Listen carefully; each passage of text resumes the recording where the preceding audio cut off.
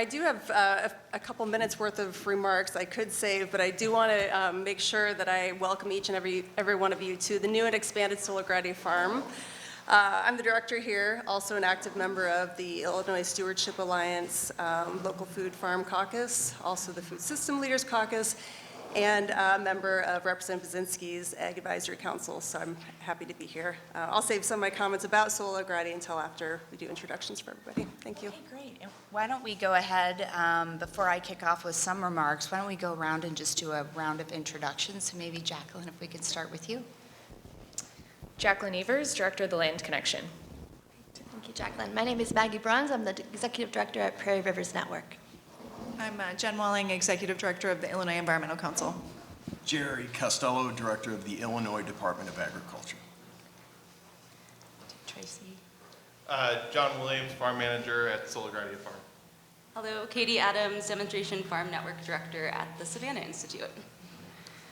Well, it's really wonderful to have all of our panelists here, our roundtable discussion, and all of our special guests, and in particular, obviously, our governor and our Director of Agriculture, Jerry Costello Jr. as well. I want to just kick off initially by saying this is a really important conversation. I am a member of the House Agriculture Committee, very proud to serve on that committee because we know, and I often talk about how agriculture, as you know, Governor, is the #1 economic driver for the state of Illinois. So I'm incredibly proud to represent growers all across the state. And one of the things that we've been really prioritizing, I should say, the House Agriculture Committee and Democrats in particular, is protecting our climate-smart agriculture investments.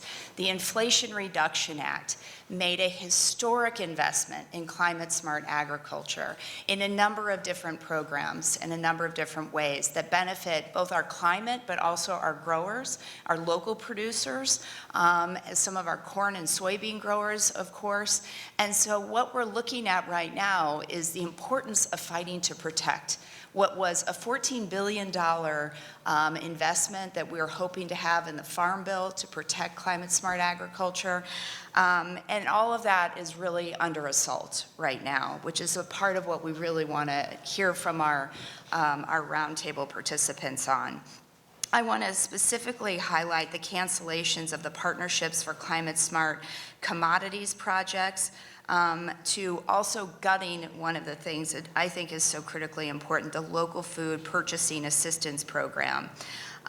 These grants connecting our farmers with conservation opportunities, like right here at Solograti, to the Illinois Eats program that brings small farmers and communities together to feed those who need it most. That's what agriculture is really all about. And we were taking some really important steps forward in this last Congress in utilizing this funding, especially out of the Inflation Reduction Act, that again is something that we want to hear about the direct benefits, what's under assault, and we know that some of these programs have been completely frozen by this administration.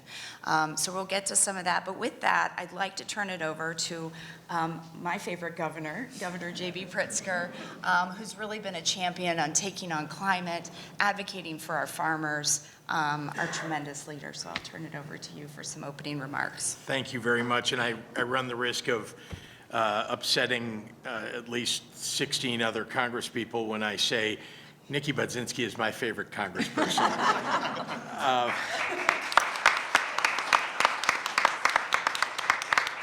I want to thank Tracy and John. Thank you very much for hosting us here. Thanks to everyone here at Solograti Farm.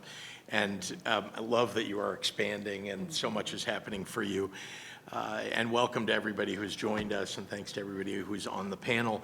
Congresswoman Budzinski and I are here in part because we're standing up in support of our hardworking farmers across the state of Illinois. And frankly, farming, as all of you know, is a way of life in Illinois. It's an important one that it's a bedrock of our economy. It's the backbone of many of our communities. And it's a tradition that gets passed down by families for many generations. It's a way of life, but it's a way of life that's under attack right now. And I really mean that people will go out of business, lose jobs, And the impact on our broader economy, not just in the state of Illinois, but in the United States, could be truly devastating. President Trump and Elon Musk, in their crusade to pay for massive tax cuts for the wealthy, and I want to repeat that because if you're wondering why, they're actually not making everything more efficient. They're actually just trying to make room for giving away trillions of dollars to people who mostly don't need it, and that include the two of them. They've made farmers the collateral damage in that endeavor, and we're in the middle of what I would say is an idiotic trade war, and I've talked to leaders from Canada and Mexico. They don't understand why this is happening, and they are retaliating, as you know, because they have to. What else can they do? I have had conversations directly with them, pleading with them to understand that Illinois farmers, that Illinois industry, that we're not the ones who are causing these tariffs, and that to the extent they can shape their retaliatory tariffs and changes so that they don't affect Illinois, that I have asked them to do that. And I will say that the first things we heard out of Canada as retaliation, in fact, did avoid Illinois. But as we all know, that's probably going to be almost impossible to avoid. So I'm here because there is this slash and burn campaign that is going to affect the entire country and especially the state of Illinois and the USDA programs that are so important to our farmers, not to mention the trade capability that our farmers have. Funding for conservation efforts, as mentioned by Congressman Budzinski, these are long-term sustainability programs that have had a very positive impact, that will have a very positive impact, and they will go away. Funding for innovation at our universities. I just left the Soybean Innovation Lab a half an hour ago. It's hugely important for our international relations, for the development of markets, for our soybeans, and it's all going away. All of them are being laid off. And the impact on our soybean farmers as well as on the economy of our state, will be felt. So funding for programs, and the Congresswoman mentioned it, like the Illinois Eats program, which I think is so important. Here we have, farmers who need the business and who are up-and-comers, selling and helping our pantries, all across food pantries across the state. All of it wiped out. And they're not stopping there, as you know. Trump and Musk and the Republicans in Congress are taking a chainsaw to health care and to child care and to veterans services. My father was a veteran, my grandfather a veteran. I have 3 or 4 other family members, my brother-in-law, cousin, et cetera, all veterans. And the services that we owe to our veterans are being taken away. Either they're not going to be able to find housing and they're homeless, or they're going to be waiting in line for health care and other services 3 times as long as they were before, and it was already a long line. They're threatening Social Security and Medicare and Medicaid as well. So this is Illinois. We're not bamboozled by what they're doing. They can call it efficiency if they want, but we know what it's all about. It is about putting together enough money so they can give it back or give it to the wealthiest people in the country and to the largest corporations. So we're on this Standing Up for Illinois tour to highlight the damage that's being done and hopefully to help reverse the damage that maybe the Republicans in Congress or people in the administration will hear from all of you and from many others in districts across the state of Illinois as well as across the country, that this is damaging to our future. So I look forward to this roundtable. I think it's going to be exciting to hear from each one of you, and I guess with that I'll turn it over to a terrific director of our Department of Agriculture and someone who makes me look good every day as a leader in this community, and that's our great director, Jerry Costello II. Governor, thank you, and thank you for your leadership. Congresswoman Budzinski, I have to say you're my favorite member of Congress in the state of Illinois as well. Lives in my district, though. But honestly, this tour is important. And it's really important for awareness and for people to understand the devastating cuts that are taking place, as well as, in all sincerity, funding instability. Even funds that we're being told are going to be available, there's a question in people's minds. We've actually gone to federal websites trying to pull reimbursements, and the website will read error. You can't get into the website. As we know, there have been federal stays by judges. Those aren't all being followed. I don't know if any of them are actually being followed.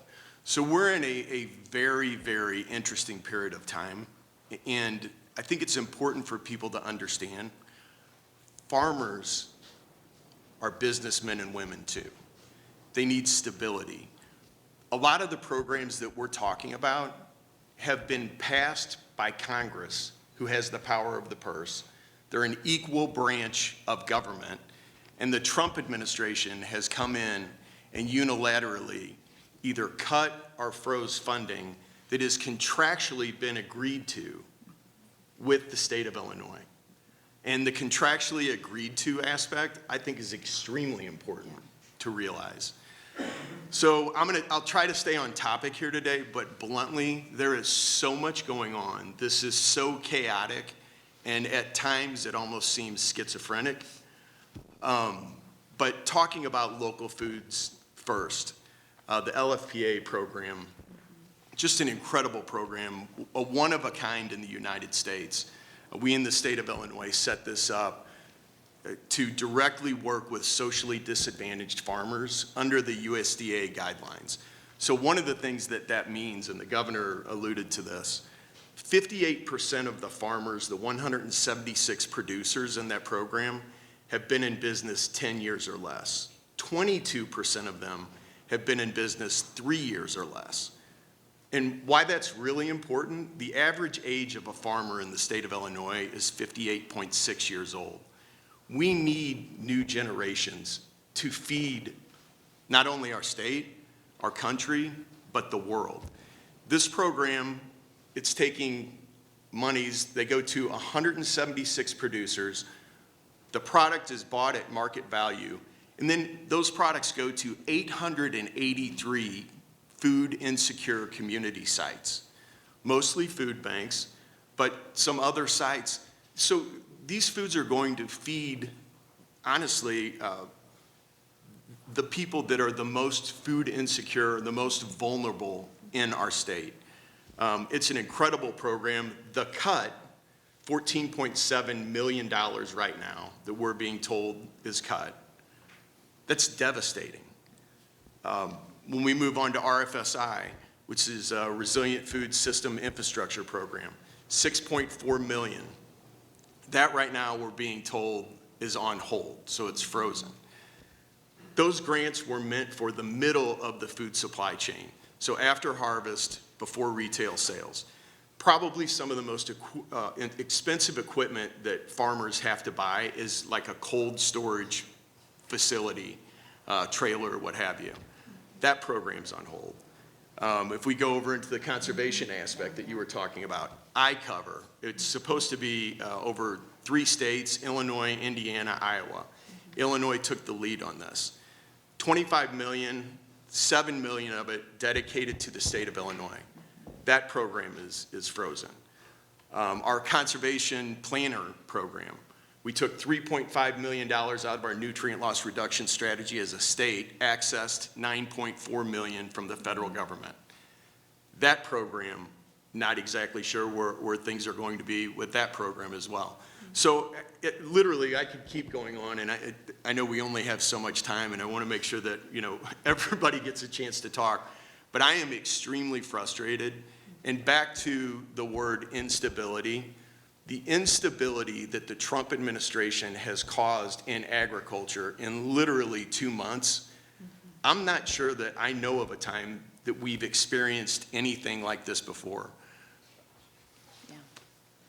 Congresswoman? And with that, yes, I agree. I have some prepared questions for our participants, and then I hopefully will have some time for the audience to also ask questions. But I do want to start out with our hosts, John and Tracy. If you could talk about, first of all, Sola Gratia is an incredibly special place. This is not my first visit. I know the special magic, and it's so, as the governor said, so exciting to see how you're building. But could you talk about the importance of federal grant dollars and that partnership with the federal government to the work that you're doing here? Absolutely. Just a little bit of background to set the stage for where you are and what we do. Our produce farm was started back in 2012 with 4 acres on the campus and as a ministry of St. Matthew Lutheran Church, so that folks with limited means in our community could access and afford good, healthy, fresh food. To date, approximately 25% of our harvest has done just that. So we've donated to our food bank, our local soup kitchens, food pantries, free market that we operate, and then the rest is sold through our CSA program, a couple farmers markets, our local food co-op, and then a wholesale distributorship that reaches throughout the northern third of Illinois, reaching many of those food desert LFPA communities. Over the last 13 years, with incredible support and a commitment to our sustainable organic growing practices, we've positively impacted our community's health and wellness past our wildest dreams. We've accomplished quite a bit, and actually we just released our 2024 annual report, which I'll send with each of you, of some of our accomplishments this last year. In the last 2 years, we were able to purchase the 29 acres that we're on today, build this building since you last visited Representative Budzinski, and we've been able to make the investments necessary to sustainably feed our community fresh, healthy food. We've also been able to expand our outreach and educational programming. Our original 4 acres on campus at St. Matt's is now becoming our community classroom, where we'll be teaching the next generation of gardeners and farmers to grow healthy, fresh food for each other and for themselves. We've been able to demonstrate that food production can be compatible with environmental protection and conservation. So it's really an honor to be here with you today. Distinguished committed servants standing up for Illinois farmers in this space that really has come together from just so much community support. I do want to highlight for Governor Pritzker and for Director Costello that a lot of this has been made possible because of state funding. So we've had support through Illinois Charitable Trust Fund, we've had support through the Illinois Specialty Crop Block Program, and most recently through the Local Food Infrastructure Grant Program. Because of that, we've been able to run a free market for the last 10 years in one of the poorest neighborhoods in Urbana. We've been able to build a wash pack facility and buy a refrigerated van that serves not just us, but a number of other regional growers to get food where it needs to go. And we've been able to expand that outreach program to share food production skills and how to eat healthy on a budget. Representative Budzinski, we also have critical support through federal grants. So this was made possible in part because of funds available through the American Rescue Plan Act through the city of Urbana. We also, through the new Urban Ag and Innovative Production Grant Program, were able to put in conservation practices, help with a wash pack facility, and the community classroom that we're developing is made possible because of USDA's NEFA's SARE program, Sustainable Research Education Program. That program, we have 2 grants in that are currently frozen or on hold, under review, and we are concerned that we won't be reimbursed for the funds already spent. In fact, approximately 1/3 of our income comes from grant funding, and of that, half is through USDA programs that are currently at risk.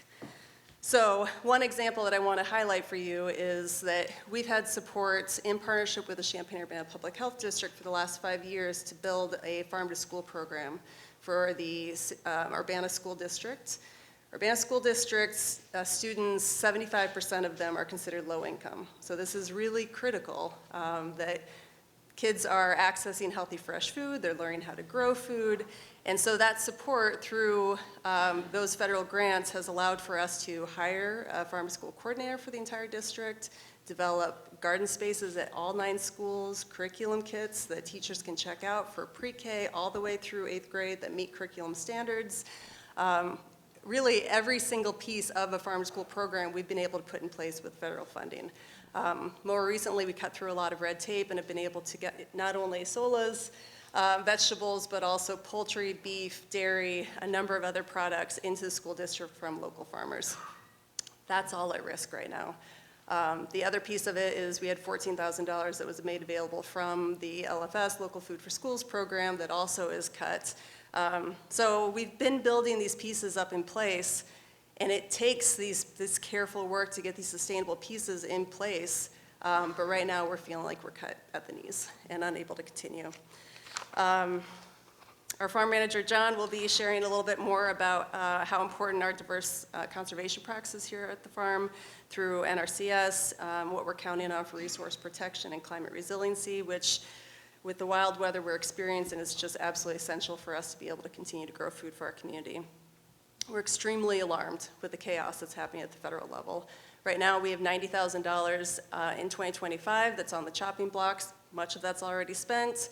We don't know if we'll be reimbursed. We have $600,000 in pending grants for 25 through 27. I'm not sure if we'll see that at all, and a lot of the grant funding is what makes our mission work possible.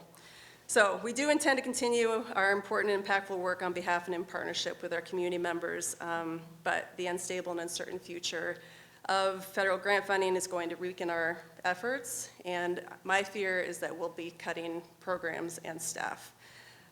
Each of these federal grant programs were approved, funds were appropriated by Congress, contracts have been signed. Never have we ever considered not following through on the contracts and the obligations that we make, and it's really hard to see how easy this seems for the federal government to not come through on their promises. So I come from a long line of family farmers. I know it's an honor to grow food for our community. I believe in the future of farming in our heartland, know so many of the next generation of farmers are also passionate and committed, but they're gonna need support to carry on. Finally, everyone that's involved with SOLA and so many people in the room believe that healthy food should be within everyone's reach.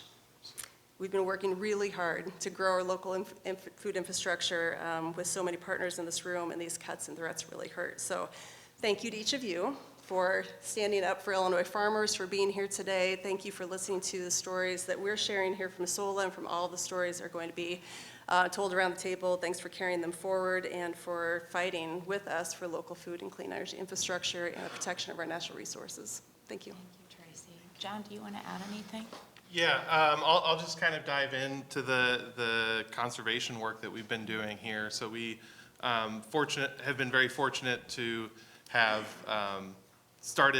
expanded the farm here into this new acreage, and with that, we've been able to kind of take a different time scale in terms of how we care for the land, how we decide what decisions we're making, what we're growing, and so through contracts that we have with NRCS and FSA through Conservation Reserve Program and Regional Conservation Partnership Program, we have an ambitious plan to plant 1,500 perennial crops here on this farm through windbreaks and alley cropping of fruit and nut trees to be able to bring a wider assortment to our customers and to our donation partners and those in need, and then also take better care of our land so we can keep doing this for generations to come. And so, you know, just to kind of echo kind of the concerns of Tracy mentioned that, you know, we're in a position with those programs that they are reimbursement based. And so, you know, our farm is sticking our neck out to purchase those crops, you know, take the time to get them in the ground and then hopefully get reimbursement. And when it seems that, you know, on a daily basis, kind of the game plan of what's available, what's being frozen, what's potentially canceled, you know, is really kind of changing day to day, and that makes it hard to make, you know, those long-term decisions for the betterment of our community and our ecosystems here. Really speaks to the uncertainty that you were talking about, Director Costello. So I actually wanted to shift. I talked a little bit in my opening remarks about the importance of climate-smart agriculture, but maybe I could ask you, Jen, specifically. I mean, one of the things I love to talk about is in central Illinois, we have some of the best black soil in the country, but in able to keep that, we really have to have our growers really utilize conservation practices to protect that. So could you talk a little bit more about the importance of climate-smart agriculture? Yeah, and this is a great question to ask, and a great question to ask me here. I see some people in the room that I have known for over 20 years as a graduate from the College of Agriculture, Consumer and Environmental Sciences here, with a bachelor's and master's, actually focusing a lot on soil science. And it's great to be here where I learned environmentalism from farmers, from agricultural scientists, from agricultural engineers, and it has influenced the work that I'm doing today, working with farmers on conservation. And what I have learned most right here in Urbana-Champaign was that we cannot get to the point where we lose our resources in a way that won't return. So we don't want to lose our soil, our climate, our people, and these cuts are threatening all of those things. I have been really privileged to work with Director Costello on conservation cropping through our crop insurance discount program, and it's just been really exciting to work on all of those practices with farmers that are important for climate-smart agriculture.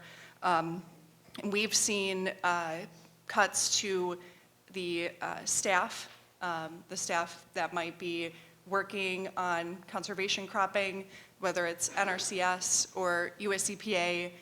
Those are our people resources that are vital to Illinois, that we need to protect those jobs. We need to protect that work.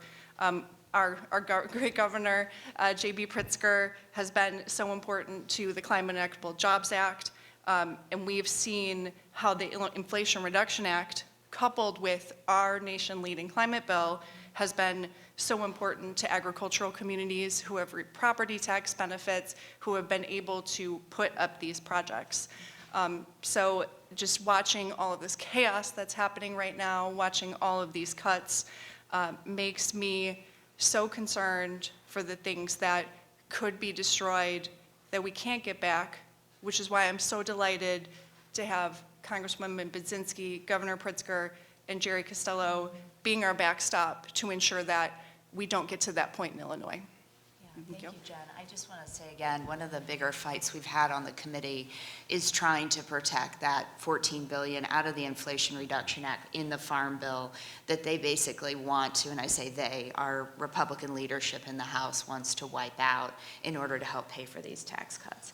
So we're continuing to fight this fight because the climate smart agriculture investment is just so important. I know to growers in our area. If I could go to another program that I really love is REAP. If I could ask Maggie to maybe talk about it, I'd say REAP actually is an energy low interest loan program to help our communities, our rural communities, actually make that transition to clean energy, becoming 100% energy efficient, clean energy. Douglas Farms, I think here in Champaign-Urbana has benefited from a REAP grant. I have another community in Macoupin County that have benefited from a REAP grant. REAP grants, I should say, are now completely frozen by the Trump administration. It's just another example of a really important grant program. But Maggie, would you talk to us a little bit more about the importance of REAP? Sure. Yeah, thank you. Thank you. Hi, everyone. Maggie Bruns with Prairie Rivers Network. Prairie Rivers is based here in Champaign-Urbana, have been working for 58 years on the energy transition underway in Illinois. Thank you, Governor, for your leadership. Thank goodness we live in a state that understands climate science. Illinois was awarded more REAP funding than any other state in the country in 2024. And as you might say, it's frozen. I call it a cut. Until that money gets moving, I'm going to call it a cut right now. In this district alone, $1.1 million on the table, right? Illinois farmers and rural businesses were promised these resources. They went ahead and started building the projects, and guess what? They are now on the hook for the full cost of these projects, okay? We are really, really, really frustrated with this, for obvious reasons. These projects not only lower costs for local business or for rural businesses and farmers, they reduce pollution, which we all know is a huge problem right now, and they build resiliency across Illinois. We are calling today for immediate action to bring these funding back to the table and get the allocated resources out into communities so that we can continue on and building for change in Illinois. So, Could you talk to us just a little bit, Maggie, about what are some examples of the projects that Sure. reap funds? Sure. It's anything from, just in this district alone, and I've got this for handouts for folks if you need them, $390,000 grant for a solar array with the Future Grocery Store in Carlinville, $27,000 for a solar array for an auto body in Staunton, $51,000 for a solar array for a golf course in Alton. Now, and these are just the businesses that we're listing out today, but our local farmers rely on all of these small businesses as well, so they're getting impacted in multiple ways. Yeah, thank you. Katie, could I go over and ask you about the Savannah Institute and just the impacts that you're seeing as well? Yeah, the Savannah Institute was started here in Urbana, Illinois, but we now work broadly throughout the Midwest, and we're focused on agroforestry, so adding trees to farmland for conservation and profit. So this is everything from windbreaks that help keep soil in place and boost productivity for Illinois row crop farmers or diversified farms such as Sola Gratia. Also includes diversification of perennial cropping systems, so hazelnuts, chestnuts, berries that we might not normally see that have proven climate benefits, both for the farms themselves and the soil, but also for the communities that these farms serve. Trees are really powerful allies on the landscape, so they can sink and distribute water. They have amazing filtration properties. So Jerry Costello, you mentioned the nutrient loss reduction strategy. Agroforestry is one of the most effective practices we have for keeping nutrients on soil and keeping them from impacting our waterways. The Savannah Institute provides technical assistance directly to farmers, and the majority of our funding that's at stake right now is directly targeted to farmers. So we have a $1.5 million cooperative agreement that's currently on hold that is providing networking directly to farmers, as well as technical assistance in Illinois and across the Midwest. We have a waiting list that's 50 farmers long in the state of Illinois, and we don't have enough staff to meet that demand. And all the funding that has been available for supporting NRCS, soil and water conservation districts, and other organizations are being cut as well. So it's not just an impact to Savannah Institute, it's all the support structures that support farmers to get conservation on the ground. We also have been excited by the Partnerships for Climate Smart Commodities projects. We're part of 2 of those projects that are now in question. Those projects have been particularly exciting because they have been serving mostly new entry farmers and farmers that have been working to add more conservation and agroforestry onto the landscape. So we know that the majority of young farmers, including some young farmers in this room, are practicing agroforestry. There are also farmers that are transitioning or retiring that are looking at that as a powerful option, because as we have emergent climate emergencies, trees provide that resilience on farm landscapes. That's great. Thank you very much for sharing. Can I go over to Jacqueline and ask you, the Land Connection has worked on transition to organic. And so I'm just curious if you could share how the top funding freeze has impacted your membership. So we are the lead agency for Transition to Organic Partnership Program in Illinois. That's how the Midwest designed that program. And as we know, organic farmers are some of the most conservation-minded farmers that we have in Illinois. It's a growing industry. It's a great way for them to increase profit on their properties. So this coming year, we have $345,000 about in funding that will serve our programs that we offer to farmers, as well as 4 other agencies in Illinois. Rodale Institute, Farmers Rising, FoodWorks, and the Organic Agronomy Training Services were all partnered with us to provide workforce development for agronomists, technical assistance for farmers, and then also what we hear a lot through the Land Connection about services that farmers appreciate are just opportunities to be out on other farm fields and learn from each other, build relationships with their peers. And so last year we had technical assistance on 20,000 acres of farmland in Illinois through this program. We were slated to do something similarly this year. We served about 500 farmers through events all over the state of Illinois, which could have been webinars, workshops, on-farm field days. We had our first run of an organic grain mentorship program in Illinois, which is really trying to cultivate the next generation of organic grain farmers. And so we are in a little bit of limbo with that as well, which is unfortunate given that it's just kind of picking up momentum. And you know, we have about 30 farms participating in a technical assistance program with Rodale that is really designed to help them through their transition. So I will say that the agency that is coordinating Midwest services has gone out of their way to provide us advances on funding from their own coffers to help cover costs to keep the program running. And as a nonprofit, I can understand just how dangerous of a move that is, but because they believe so passionately in the work that's happening in the Midwest, that's a move that they've collectively decided. And I also want to say just one piece of our work that is beyond its indirect service to farmers is through SNAP funding. And so I just want to give a little flag that about $150,000 of our funding through government programs goes to our local food farmers in your district. And we just are in Decatur and Champaign, so that's not even your other urban centers outside of Illinois. And farms like Sola Gratia Farm, that's about 25% of their profit comes through SNAP benefits and other matching programs. So just want to give a little extra flag. No, I really appreciate even that. though it's not about conservation, it is really important to us that we continue Yeah. to see funding allocated for those services. Yeah, no, I appreciate that because go back to Washington, one of the things that I think is on the table for Republicans is about a $238 billion cut to SNAP through reconciliation. So I appreciate you mentioning that.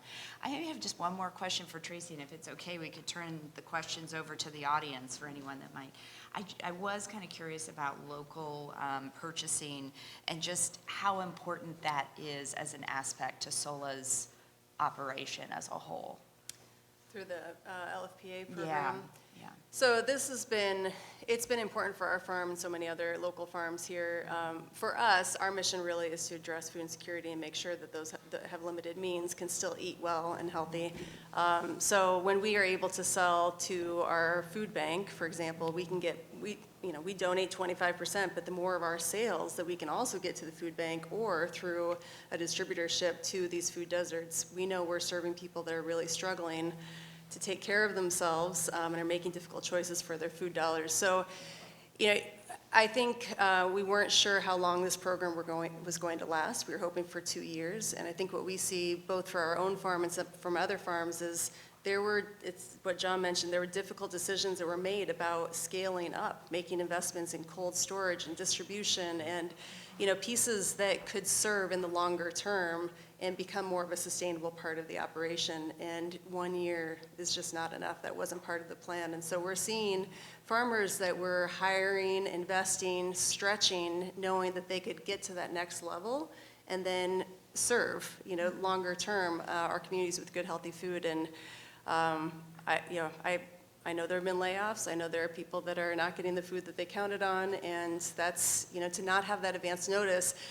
From a farmer's perspective, we're crop planning months, if not a year in advance, so a lot of the investments have already been made, and there's a lot of scrambling right now trying to figure out where those sales are going to go. And for us who really care, all farmers care about who they're feeding, but we're really struggling with knowing that people were counting on these fresh, healthy foods and are going to go back to not eating well. This is, for those of you who may not have been doing what you're doing 8 years ago, this is, we've all experienced this in the state of Illinois, where the government doesn't live up to its promises, where contracts are being breached. And the damage that gets done isn't just during the year that, you've lost those dollars. It gets done sometimes permanently, and we saw that. We had big programs that just went away in the state of Illinois back in 2016, 2017. And then when you try, and I had to try to pick up the pieces when I became governor, you can't just, you all know this, and I'm more saying it because I think we all need to recognize we may be the one state that's truly experienced at this. And it takes years to rebuild the things that you've got in place today. And so the damage, if we don't halt the damage as fast as possible, if they don't get a farm bill that actually still has SNAP and still has, you know, these conservation programs in there, you know, these could go away. I don't want to say permanently, because we're all going to get back at it and try to rebuild, but it takes years. And even in Illinois, we haven't been able to rebuild everything that got, you know, taken away from us. And unfortunately, Donald Trump has a whole history of breaching contracts when he was a business person.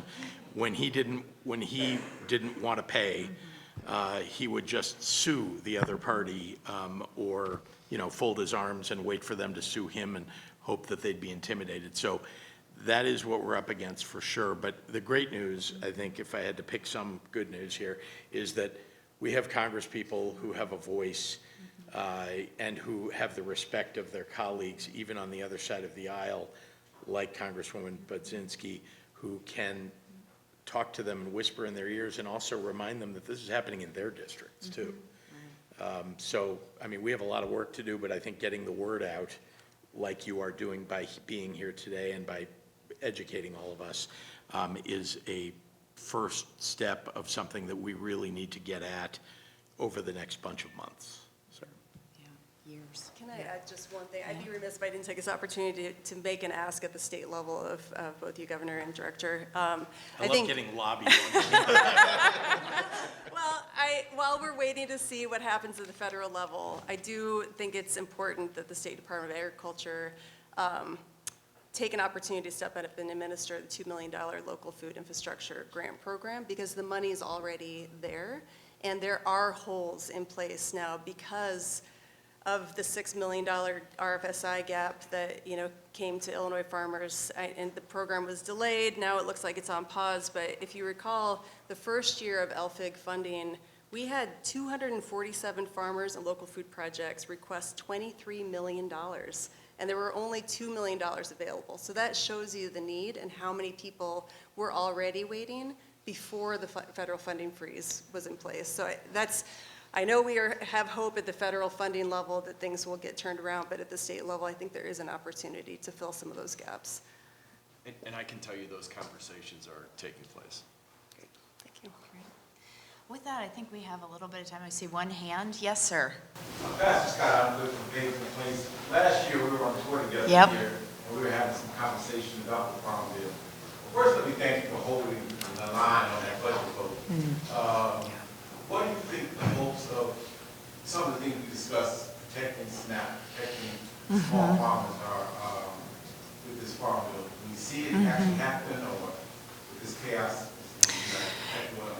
It's a great question, and I think we have to do everything we can. I'm trying with my colleagues to speak out directly to the Secretary of Agriculture, directly weighing in with the administration.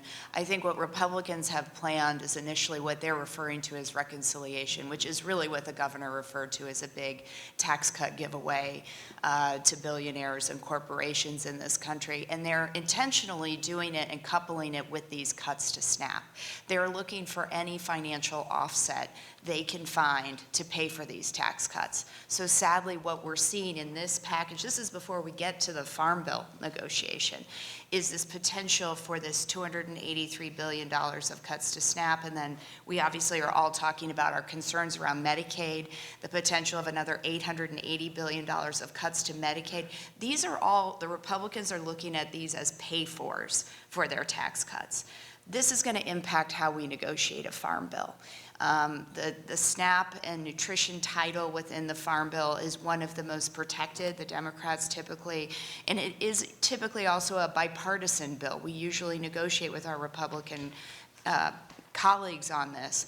But if out of the gate they're going to cut out $283 billion of SNAP, it's going to make negotiating a bipartisan farm bill really challenging.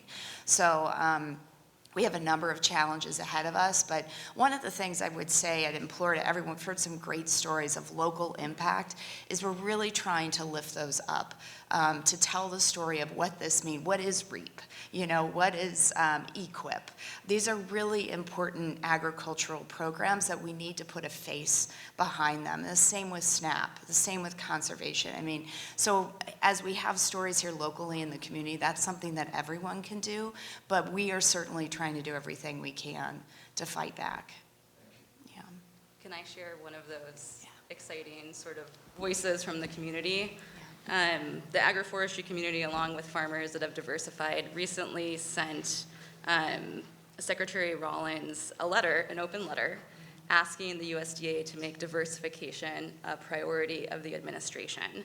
And so the letter was entitled, "The Time is Now, Making the Case for Diversification of Agricultural Production," and it was signed by over 750 farms, including farmers in this room, and Illinois had the second highest respondent of any state in the nation. That's awesome. So, yeah,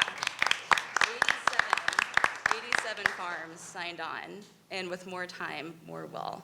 And we've seen a major push from people on both sides of the aisle for the power of diversification on farm landscapes. We would love to lift up that story if we can. Yeah, the letter. That's awesome. Yeah, happy to share after. Yeah, great.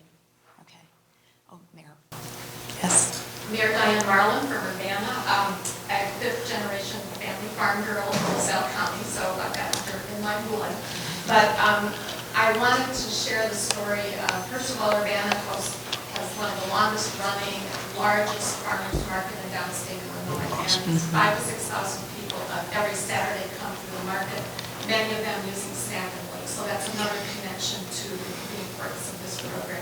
We also have a resident has an application into the state for one of the food desert grants. She wants to build a grocery store in the food desert in north of Urbana. The city has committed $800,000 local match, and we're donating the land that our old fire station is on now. So we've donated the land, we're going to demolish the building, and hopefully provide a solution to the food desert issues in that part of our community. But the problems with the connection to agriculture go far beyond. A lot of our grant programs, social service funding, have funded, actually the organizations here, that's from community development block grant funds, some of our other funding, and $7.5 million in our budget right now is up in the air in terms of HUD funds, CDBG money, and transportation funds, and another $10 million transportation grant we're not sure about now. So when you talk about everything is so connected, and I guess it's a long way to get to my question is, I get asked all the time, what can we do as individuals? So what would you tell my constituents the most effective thing they can do right now? Because everyone wants to do something and say something, but the chaos is so overwhelming, it's hard to focus. Yeah. So as you can imagine, you're not the only one asking that question. What can I do? And I think this has all happened so quickly. And I think that people are still a little in shock and a little unsure of themselves. But let me be clear. It is true that if those of us who believe in these programs and believe they're important don't have a majority in Congress, and we don't control the executive branch in Washington, that it is true that we don't have the votes to change things. What we do have is our voices in local communities and the stories that we can tell about the devastation that is occurring. And I know that sounds like, oh, that's so much work. But you know what? 202-224-3121. 202-456-1111, that's the White House. Local town halls, whether it's a Zoom town hall or an in-person town hall. And in the absence of all of that, getting your friends together and having an actual protest in front of a congressperson's office, or just in downtown Urbana, or some other place. But there you go. I mean, I honestly, I know that this is, it's hyper unusual. that we all have to think about that as the way to get our voices heard. But clearly, our voices here in Illinois and across the country are not being heard, that the damage that they're doing is not being understood. But I will tell you that when veterans are showing up, and they are, and talking about what's happening to their services at the VA, that matters to a congressperson, that matters to a senator. And when fresh food isn't getting to pantries and people aren't able to survive because they are food insecure, and now more so, that matters. It matters, and having those voices heard matters. So stand up, speak out. I mean, I never before have I called for mass activism, but this is the moment.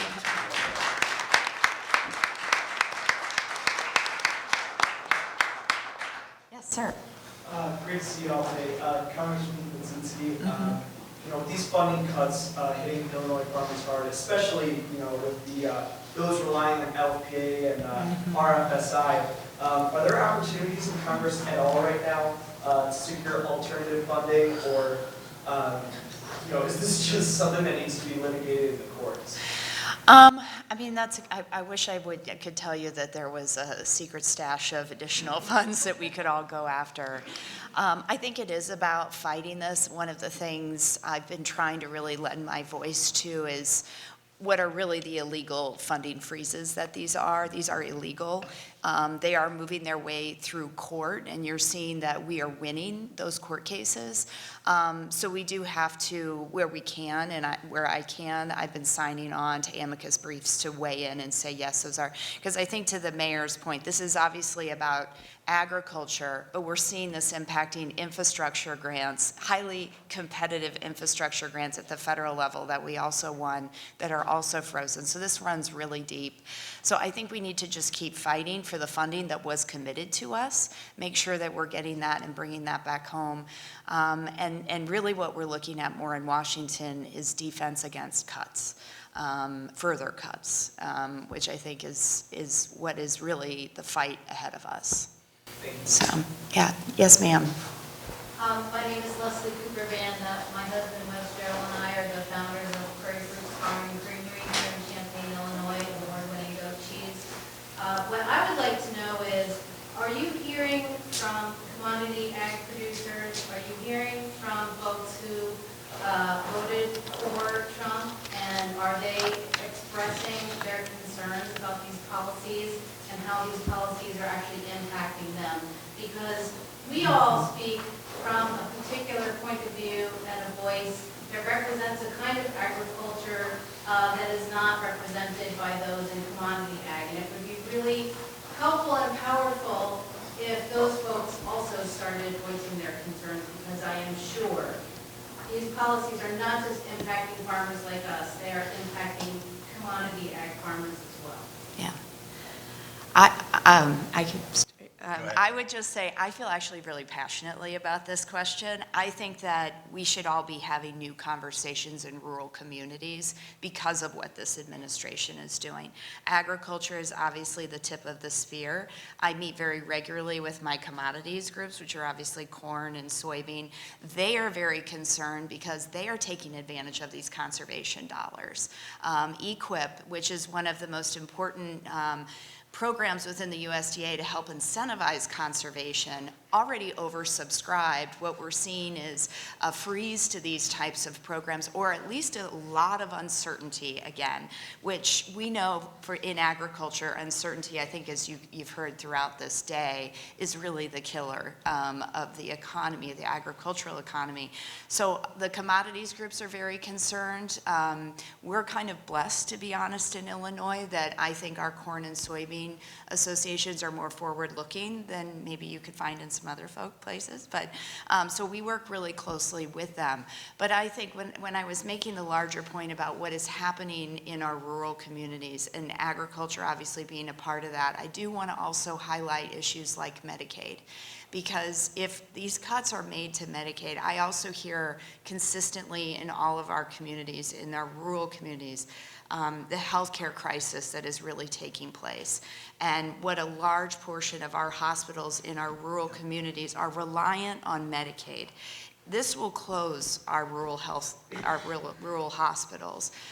So your question was about agriculture, but I could zoom it out and say that the commodities are very concerned. Everyone is growing in concern around what this means for agriculture, but this has very bigger, broader implications for what it means for our rural communities that I didn't want to miss the point of making. And I want to just add, and Jerry should speak up as well, but I have, there are people who are showing up to talk to me in my office as governor who have never shown up before because they are maybe on the other side of the aisle, but very importantly involved in, as you're describing, in the soybean, corn, world. And I will say that I mean, shockingly, they're showing up and asking me for help. And remember, these are people who have voices in Washington that are on the other side of the aisle that they often talk to, but all of a sudden those people are mute, and so, but I think it's important. Jerry hears from them even more regularly than I do. So I will also say 1 month ago, almost exactly a month ago, Governor, you proactively put a call together with the commodity groups in the state of Illinois. So Illinois beef, pork, corn, soy, Farm Bureau was invited as well. Talked about it. So, and this is where I said earlier I didn't want to get off topic, but if you look at the tariffs that are in place right now, on again, off again, whatever the case may be today, we're literally going after our 3 top trade partners. China, Canada, Mexico, 47% of exports from Illinois, 48% the US overall. So all of this is coming at one time, and it's chaos by design. So, look at this shiny object over here while all of this is going on over here. Where we are at right now, the disruption is unprecedented. So to your point, they need to start saying the quiet part out loud. So there are people that are talking, and I can tell you, I've got a lot of friends. I was a Democratic state rep, a lot of friends on the other side of the aisle. I know you do, Governor, you have those relationships.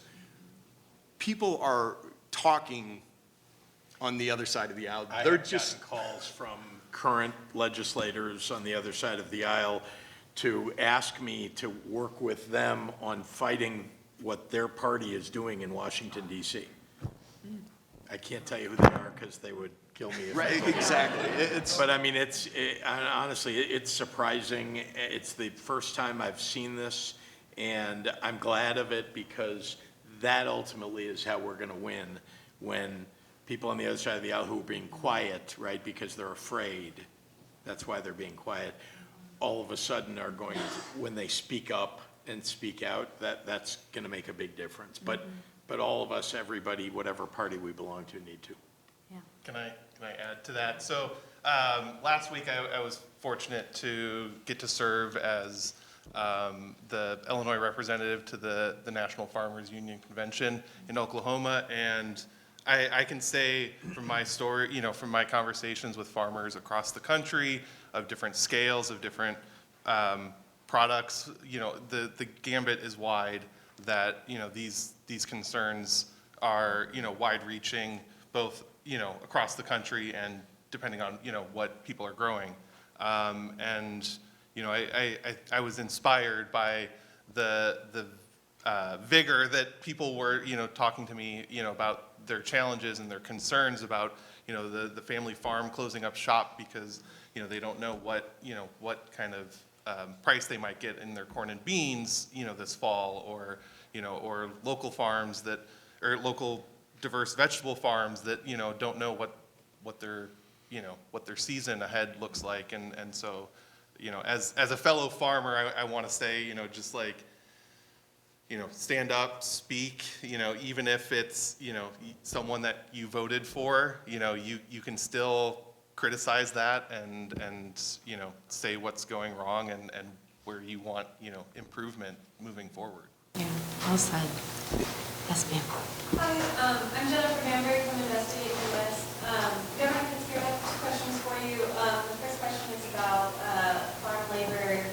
A lot of the workforce in agriculture and meat packing, food processing warehouses are undocumented, and I'm curious if you've heard of any actions, ICE actions in those sorts of facilities around the state. And then my second question is, I'm curious, like, what sorts of conversations are happening, and what is the state doing to support local food? Will we see increased funding from the state for local food to fill in the gap left behind the federal funds? Yeah, two very different questions, but I'll quickly try to answer both of them. I have not heard of any mass effort by ICE to go after undocumented ag workers. Meanwhile, that doesn't mean it's not going to happen. And it has happened in other parts of the country, so it could.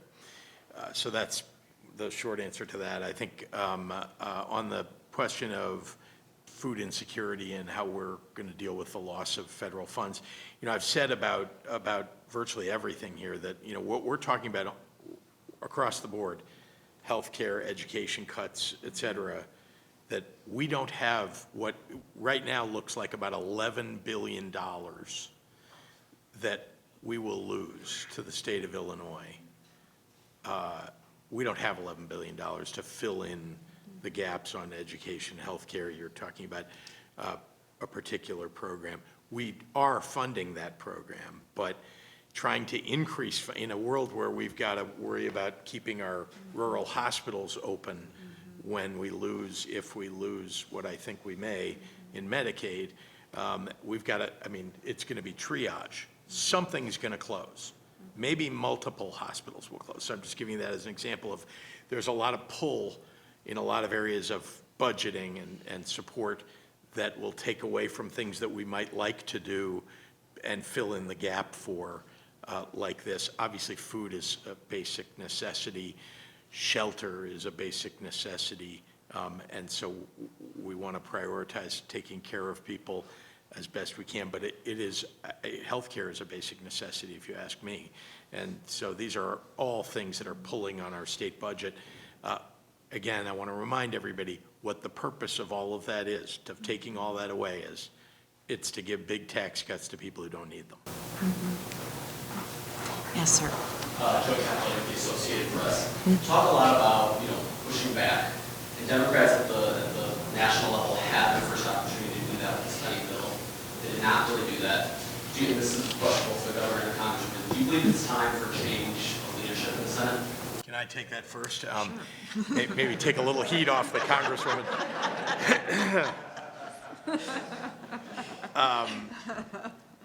First of all, you said Democrats didn't do that. Let's be clear. Vast majority of Democrats in Washington voted against that CR. Vast majority. We're talking about, I think, 7 or 8 senators, and I think 1 congressperson on the Democratic side. Out of, I don't know how many there are, but it's 250 if you include the senators, So just to correct the record for broadly for Democrats. Second, the question about change of leadership. Look, here's what I would say. It was a huge mistake. I've made it very clear. Lots of people have made it very clear that the people who voted for the CR in the Senate were wrong, dead wrong. A lot of good has been done by those people, just broadly. This was an enormous mistake, but it is not, to my mind, this is not a time for Democrats, for the opposition, to be splintering and trying to figure out who the new leader should be, when the reality is that even those folks share with the rest of us the view that we need to stand up and fight. It's just a question of they disagree about that particular piece of the fight. Again, they were wrong, but I don't believe that that's enough for us to say, let's now have a war inside the Democratic Party. We can't afford to do that. We're in the minority. we've got to stand together. And I think we do. Even the people who made the mistake of voting against the CR, for the CR, still are great warriors on our behalf. And I would just add, I think we need to be forward-looking at this point. I mean, we need to come together, we need to look at what is ahead of us, which is a massive fight around some very deep cuts that are going to hurt a lot of people in this country if the Republicans are successful. So I think the way I'm looking at it is let's move forward. We know we have some big fights ahead of us on Medicaid, on SNAP, which we've talked about today. Those are just two. There's going to be, the debt ceiling is going to be another huge issue, what to do. So we need to be forward-looking, come together, and be a good opposition party, which I think we're trying to be. Yeah. Yes, ma'am. I'm Maggie Taylor with Clay Flower Farm. So I'm not a food grower, but anybody that's lost a loved one or had a baby knows that flowers are really important, and 85% of our flowers are imported. So there's not very many domestic flower growers. My question, well, I have great respect for all of you and what that you do. Thanks for this conversation. One of my biggest struggles as a farm owner has been labor. It's a seasonal business. Thanks to several EQIP grants, I've been able to extend my season. Next week is the first year that I'm hosting 2 foreign workers on the H-2A visa to come to work on my farm. And I'm curious, how do you think these cuts, these changes will affect the agricultural workforce? Well, I would say to answer that, I mean, it's a broader problem that we need to address, which is a comprehensive, complete reform of our immigration system that will allow for people that legally want to come into our country to work, where we need people to work, that we fix the system. And again, I would be very critical of this administration and the way they're handling this. I believe we should be securing our border and doing everything we should need to do that. But that's the symptom of the larger problem, which is that our system is completely broken. And so I think when you're looking at agriculture and the workforce and the needs that our farmers have, I think in order to really fully address that, we need to have a bipartisan approach to how we fix our immigration system in this country, because it is directly impacting agriculture. Definitely. I don't know if Jerry, you might have anything. I would definitely agree. This has been, honestly, a long-standing issue that should have been tackled a long time ago. The can's been kicked for quite some time. I would also say, and I'd say this tongue-in-cheek, you can come in, you just need $5 million, right, for your gold card. It's the priorities and where things are. It's just, it's so mixed up right now. I hear you. Specialty crops especially is an area that is so seasonal. The dairy industry, that's another industry.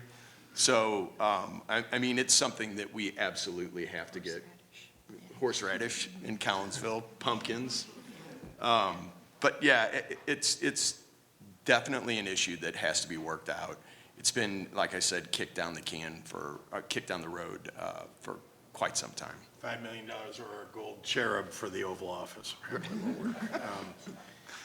And I would just add that let's recognize that people have been here for 10 or 20 years who are undocumented, but following the law, paying taxes, working hard. Let's not kick them out. Those are the very people you want to attract when you actually do reform the immigration system. So let's figure out how to, the law-abiding, tax-paying, good neighbors. Those people ought to stay in this country. But that, again, is about broader immigration reform. But the problem you highlight is you're not alone. There are an awful lot of people who suffer from that. Yeah, I just want to say thank you to the panel. Thank you. Yeah. Thank you to Solo Gradia for hosting. Thank you guys so much.